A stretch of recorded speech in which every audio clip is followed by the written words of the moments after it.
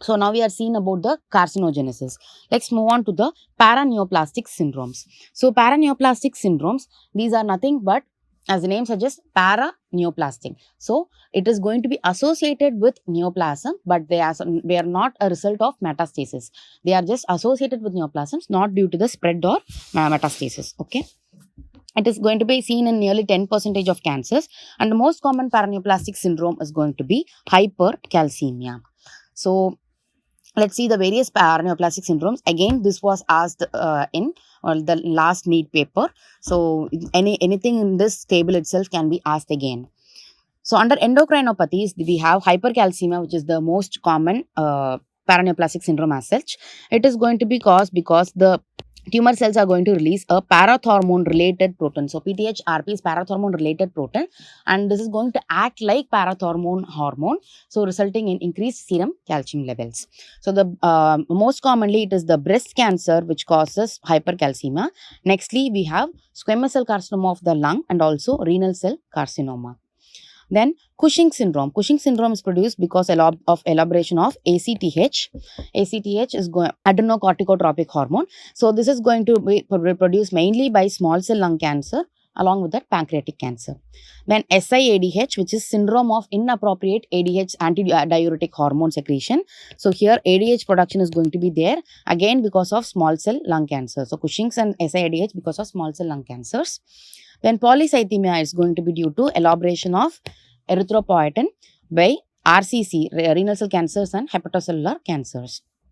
Hypoglycemia due to elaboration of insulin, mainly fibrosarcomas and ovarian cancer. So this was again asked once. Fibrosarcoma because of insulin expression, hypoglycemia is seen in fibrosarcoma. Okay. Then dermatological disorders, we have acanthosis nigricans, in which there is going to be some velvety dark skin around the moist areas, mainly especially around the neck and also in the groins and axilla. So here it is usually associated with gastric cancer. So there is something called as lesser Trellat sign. So lesser Trellat sign is the patients are going to develop multiple seborrheic keratosis. So multiple seborrheic keratosis indicates there is an internal malignancy in the body, especially gastric carcinoma. It's given a special name called as lesser Trellat syndrome. Then under neuromuscular disorders, we have myasthenia. So myasthenia gravis can occur as a paraneoplastic syndrome under thymoma. Okay. In thymoma, we have two paraneoplastic syndromes. One is myasthenia and the next one will be pure red cell aplasia. So this was the question which was asked. Thymoma associated with pure red cell aplasia. Okay. So Lambert-Eaton syndrome is going to be associated with lung carcinoma, especially small cell lung cancer again.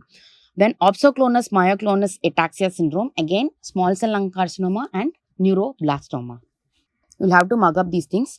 Then hematological disorders, we have pure red cell aplasia associated with thymomas. Then we have non-bacterial thrombotic endocarditis, NBTE, associated with procoagulant kind of disorder, malignancies like AML-M3. So AML-M3 is APML, acute promyelocytic leukemia. Here it is going to have the procoagulant granule contents. So because of that, it is going to cause endocarditis. Then it is going to cause thrombus, which can result in endocarditis. Okay. Then mucin secretin adenocarcinomas. So mucin again is going to act as a procoagulant. So mucin secretin adenocarcinomas usually of the lung, pancreas. Trossi sign is venous thrombosis. So a migratory venous thrombosis is called as Trossi sign, seen again in mucin producing adenocarcinomas of the lung and pancreas.